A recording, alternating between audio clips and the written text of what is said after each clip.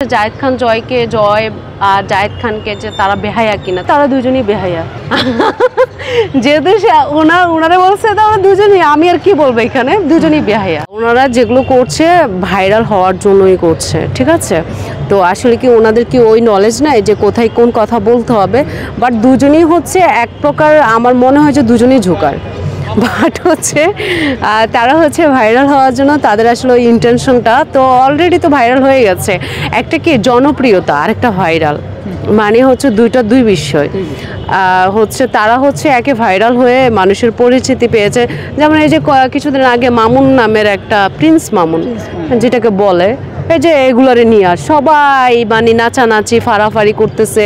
হায়রে মানে মানুষের অভাব নাই যে এত জনগণ তাদের মানে দেখার জন্য, মানে মানুষগুলোর মেন্টালিটি কতটা নিচে নামলে মানে নর্মাল একটা গাইজকে, নর্মাল একটা মানুষ নিয়ে তারা যে নাচানাচি, এই যে দেখেন এই এতগুলো মানুষ, মানে কত, এই সবগুলোই তো পাবনার মানুষ।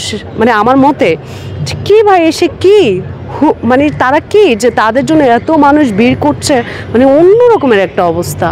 অনেক ভাইটাল পারসন থাকতেও কেন আপনার মামুন লাইলাকে নিয়ে কেন বাংলাদেশের মানুষ এত পড়ে আছে, যদি একটু বলেন। দেখুন, এটা হচ্ছে ওই যে বললাম আমাদের দেশের মানুষের মস্তিষ্ক যেটা, সেটা একেবারে বিগড়ে গেছে। এক কথা আর কিছু বলার নাই, যে আমাদের দেশটা আর মানুষগুলো আসলে ঠিক না। আজকে যদি তারা যদি ঠিক থাকতো বা তারা যদি মানে শিক্ষিত হতো বা হচ্ছে ওই যে যেটা একজন মানুষ হতো, কিন্তু তারা তো মানুষই না। তারা কিভাবে বুঝবে যে কাকে প্রায়োরিটি দিতে হবে, কাকে কি দিতে হবে? তাদের মধ্যে এই সেন্সটাই নাই। এই কমন সেন্স যদি থাকতো তাহলে এই মামুন এই কি, এগুলো কি, মানে ওরা কি, মানে দেশের কি সম্পদ? মানে আমার প্রশ্ন, এটাকে দেশের সম্পদ? এদের জন্য কি দেশটা মানে টিকে আছে? দেশের কোনো এই যে কত মানুষ মরে আছে, না খেয়ে পড়ে আছে, ওদের কিছু না করে ওই কি বুংবাং মানুষের পিছু পড়ে আছে। আর জনগণগুলো তো আসলে পাগল। তার ছেড়ে আমার মনে হয় ওগুলো পাবনা থেকেই আসছে। জায়েদ খান জয়কে জয় আর জায়েদ খানকে যে তারা বেহায়া কিনা, তারা দুজনই বেহায়া।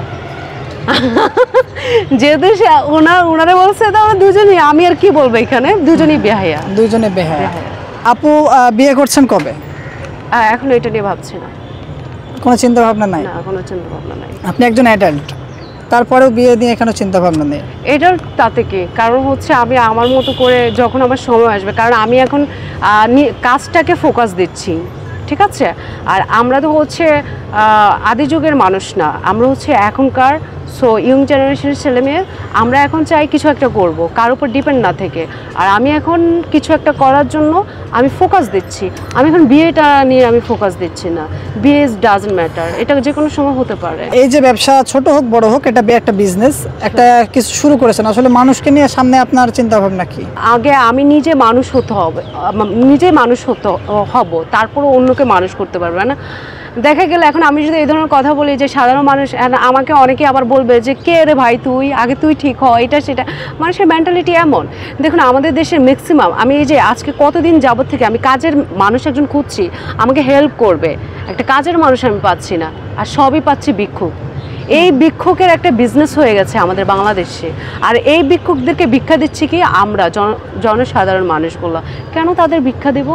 তাদের হাত আছে, পা আছে, অনেকে দেখেন হাত পা নাই, তারপর কাজ করছে।